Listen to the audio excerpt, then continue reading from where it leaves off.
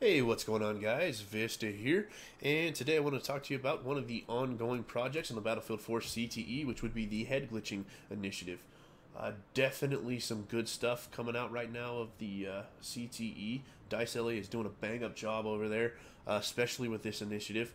And the players have been providing some awesome feedback, allowing those guys to really get in there and tweak this stuff. We're getting, I think, fairly close to a resolution with this initiative. Definitely some good stuff, but we'll dive into that here in a minute. First thing I wanted to talk about would be the changes to the Battlefield 4 Test Range. If you remember, currently you used to have this low wall just ran right across here. They've added in these crates, these boxes over here, these two concrete pillars, and what this allows us to do is actually test out some of these changes with the Head Glitching Initiative. Good stuff, but that's not the only thing they brought to the plate with this change. If you remember initially when we had the test range, you would shoot a target and you hit it with one bullet, it would fall over. You shot both of them and it would wait a few seconds and then it would reset and they'd be popped back up again. I guess the players weren't too happy with that. I mean, that is cool for working on Twitch aim, things like that. But they went ahead and made a change where these didn't fall at all. The only indication you would get of a hit would be the little bullet markers that were left on there, which was okay. That's good for patterning a gun, but as far as really giving you feedback if you're doing well and accurate with that weapon, just wasn't quite there. So they made the current change, which would basically, they gave these targets what would be 100% health, just like in the Battlefield 4 multiplayer, what the enemy would have. So now it takes the number of hits that it would to kill someone in the game to actually put down one of these targets, which is some really awesome feedback for the player. You know, if we get a headshot, puts them down, right? Really good stuff. Gives you lots of feedback. And this is one that I hope makes it over to retail really, really quickly. I like this a lot. Now, especially if you're new to the game, you'll be able to get in here, really get a feel for your weapon, and, you know, learn what its capabilities are. So, let's go ahead and dive on back into this head glitching initiative. I'm sure most of you are familiar if you play many video games. Most first-person shooters, the bullets actually come from the center of your screen, which was essentially pretty much like your soldier's eyes.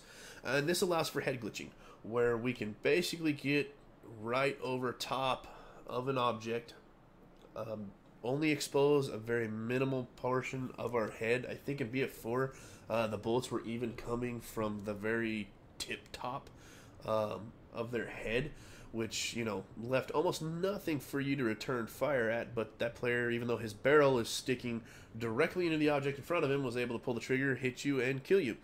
Just leads to a little bit of frustration. So, what DICE is trying to do is basically make it where the bullets are coming from the end of the barrel. And what it allows us to do is, if I get up here where I would normally be in a head glitching spot, trying to hit that soldier, I'm just hitting the box in front of me. If I get it where, you know, my bullets are, now my barrel's kind of clearing the top of this object, I can hit it.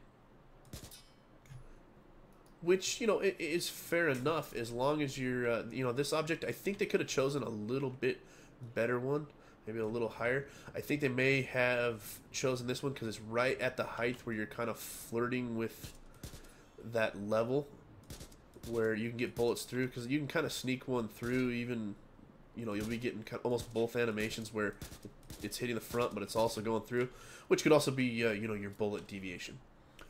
So what you needed to be able to do was tell the player that they were approaching something that they couldn't shoot over. So what they did is, as you notice, as we come up to here, it's going to go into a weapons down position. This tells me that currently where I'm aiming, I'm unable to shoot through it. Now, as it comes up to a spot where I can clear it, it goes into its normal position. So you can kind of see where the the level is, right there. So here, I wouldn't be able to clear. Go to a guns up position. I can shoot the target. They also give a separate animation for something if, say, let's say we're crouching behind. You'll see it goes into a guns up position. Pretty realistic, you know. That's if you were getting ready to pop over top of an object like this. What are you going to do? You're going to have your gun ready to go.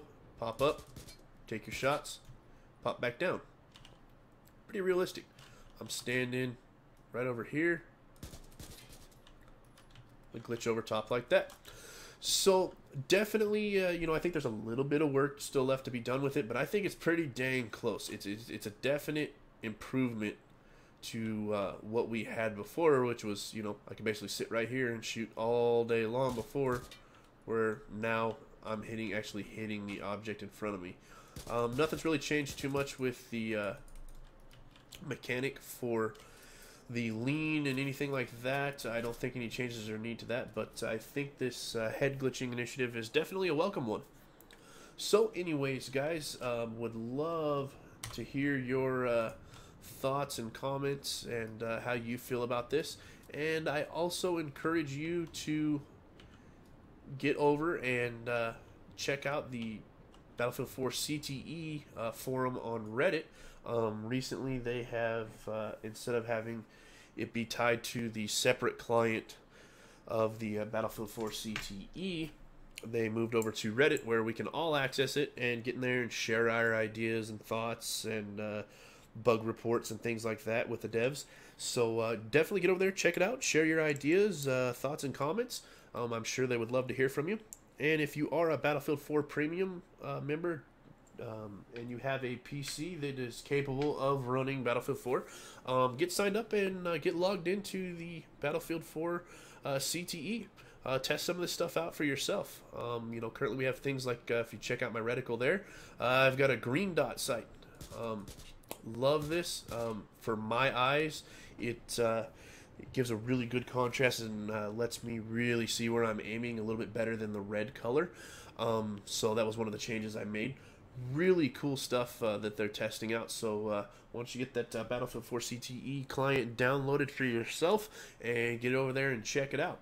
Now it is a separate client, so it's going to take up space. So if your hard drive is already filled to the max, you may have to kick out a few other games and make room for it. But if it's, you know, some games that you don't play all that often, I'll definitely tell you it's worth it to get in there and check it out. We currently have night maps if you want to get on there and play it for yourself and not just be checking out YouTube videos.